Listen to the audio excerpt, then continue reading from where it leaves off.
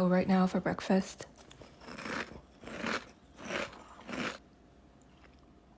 I wasn't feeling milk in my cereal, so that's why I'm eating it separately. I'm sorry if this offends you. Today, I originally had class, but my professor canceled, and if you can't tell already, I'm basically ready to leave.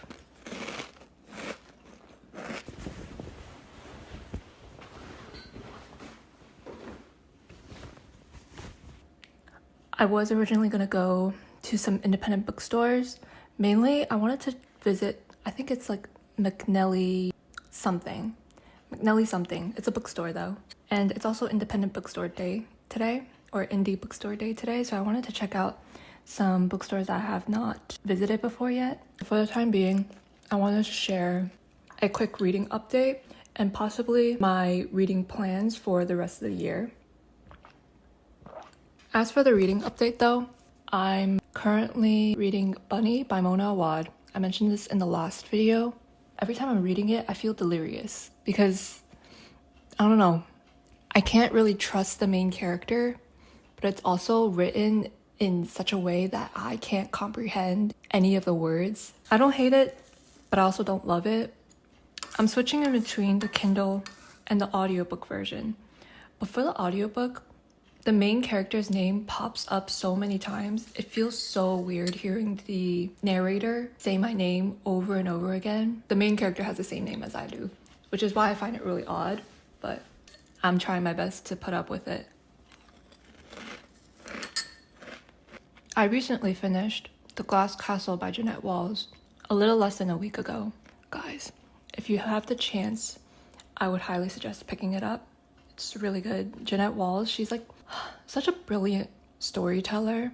Something I find quite interesting about her book is that it lacks emotion. And considering that it's a memoir, you would kind of expect the author to bring in some of their adult life lessons or put in some sentimental prose while they're recounting their life and their childhood. But she doesn't do that. And I know that that might not be everybody's preference, but I think that's what makes the book more charming. She just focuses more on resilience rather than like self-pitying. I'm gonna finish up my breakfast, change. Maybe I'll talk about my reading plans, but it's not definite, mainly because I got a whole bunch of books and I would like to share them all, but we'll see how I feel.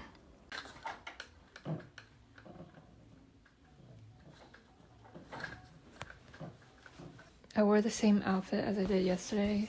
Today might be the last day that we'll be experiencing 50-degree weather, so it gives me more of an excuse to wear this out.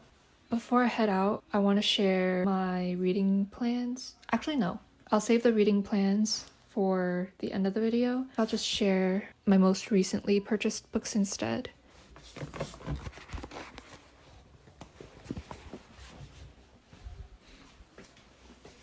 Starting off with The Pearl by John Steinbeck. I got it in the Penguin Classics cover. I was scouring all over the internet looking for this specific cover, and the last place I wanted to buy it off of was Amazon. They didn't have it at the Union Square Barnes & Noble's location, which is the one that I frequent to the most, but I visited Prospect Park and they had it. Then I got an NYRB. This is Abigail by Magda Szabo. Originally, I planned to read The Door first, but then I heard a lot of comments that were saying that Abigail was a better representation of Magda Szabo's work at her best. So I think I'll save The Door for after finishing Abigail. I got the Barnes & Noble's monthly pick for April, If Cats Disappeared from the World by Genki Karura. It's been a while since I last read Japanese literature. I got it for $5. And the original price is $15. I do plan on buying more books from Blackwell's pretty soon. I think I have like 3 or 4 in my cart so far. I'm just not too sure when I want to click confirm purchase.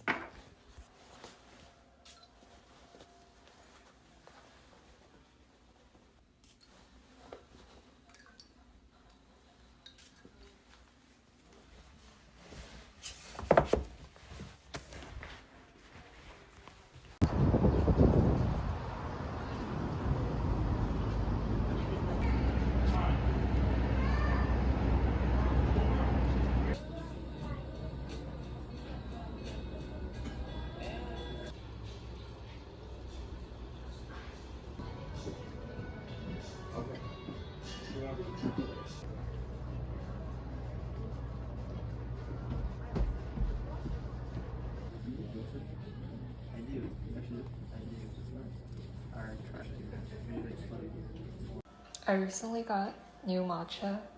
I took off the label, but this used to be my Ippido Saika. I got 30 grams of ikuyo, and I just put the other box into this one.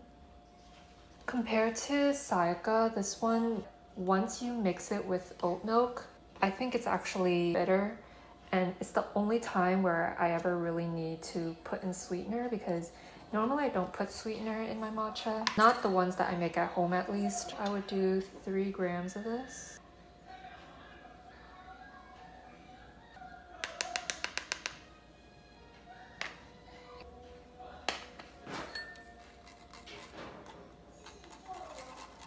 And then for water, I like to do around 30 milliliters.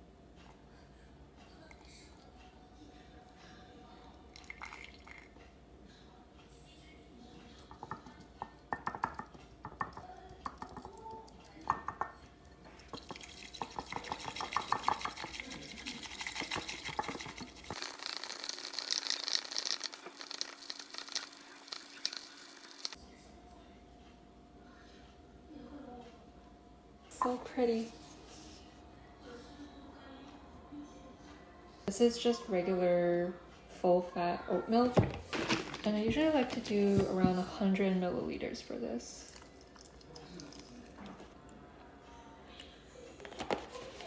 And then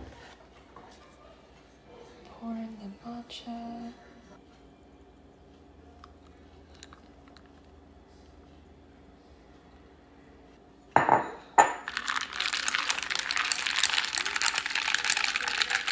This is the type of matcha that I actually need some sort of sweetener.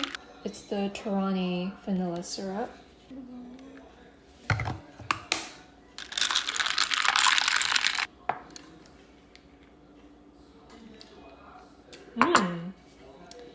Very good.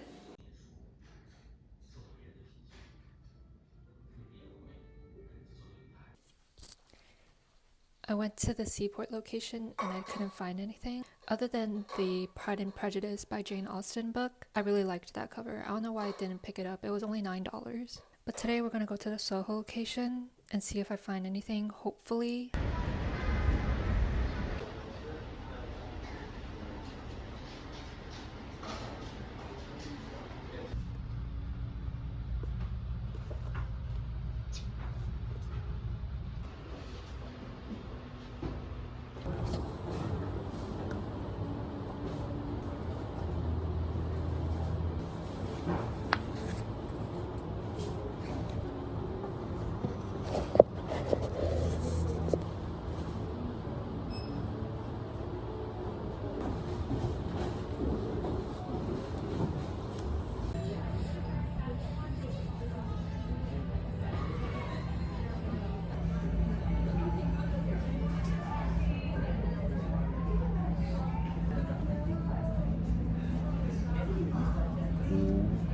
Are you up to the area?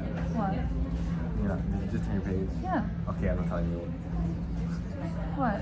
Just read. What? Just read. No, next page. Why, you're up to the next page? Yeah. Just Oh. read it.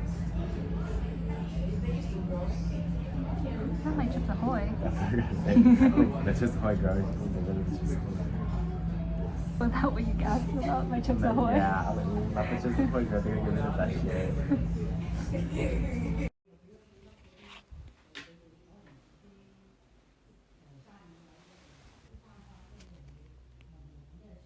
So I didn't end up getting Jane Austen's Pride and Prejudice.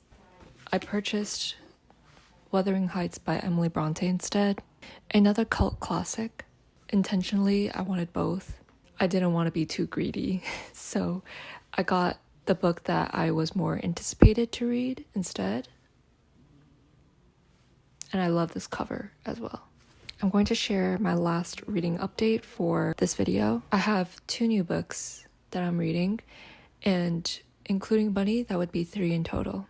This has also been the most books that I've read simultaneously. Starting with the Kindle, I'm reading The White Book by Han Kang. I'm enjoying The White Book so far though. It's pretty short and I think I'm only 30% in. I haven't been able to touch on Bunny or The White Book for some time now because I've directed all my attention to If Cats Disappeared from the World by Genki Kawamura. I briefly introduced this book previously when I mentioned about my most recently purchased books. I actually finished reading this a few minutes ago and I'm reading it, or I was reading it, with my unofficial book club member, aka my friend David. He completed it last night and I think I only had like 2 chapters left. So I finished that up and I don't plan on giving a book review, not for the time being. Now that I've completed that book, I can finish up Bunny and The White Book. I really want to get those Kindle reads out of the way because I'm going to China in 2 weeks and I want to bring a new book for my trip. I think this is actually a great leeway, so I'm going to introduce my temporary reading plans for the rest of 2025. I'm saying temporary because I have an idea of what books I want to read, but nothing is definitive. I'm only going to introduce my physical copies. I usually spontaneously choose books for my Kindle. The 2 books that I'm very sure about reading over the summer are John Steinbeck's The Pearl and Perfume by Patrick Siskind. I'm going to bring this book to China because it is quite long and I think I will have some time on the plane to read through this. Additionally, for the latter half of the summer, I start working and I don't know if I'm going to have enough time to read, so I picked up a more shorter book for that. Next, for a seasonal transition period like September, I'm finally, hopefully, can start on The Juniper Tree by Barbara Comans. I've been waiting and dying to read this. For October, it just makes the most sense for me to be reading Ghosts by Edith Wharton. It's literally a collection of short stories talking about paranormal activity. Like, it cannot get more October than that. For November and December, though, I'm not quite sure, but maybe Abigail by Magda Szabo. For Wuthering Heights, I definitely want to start it in 2025 and then let this linger into 2026 as well. Those are my reading plans for the rest of the year. And I think this is a great way to sign off. So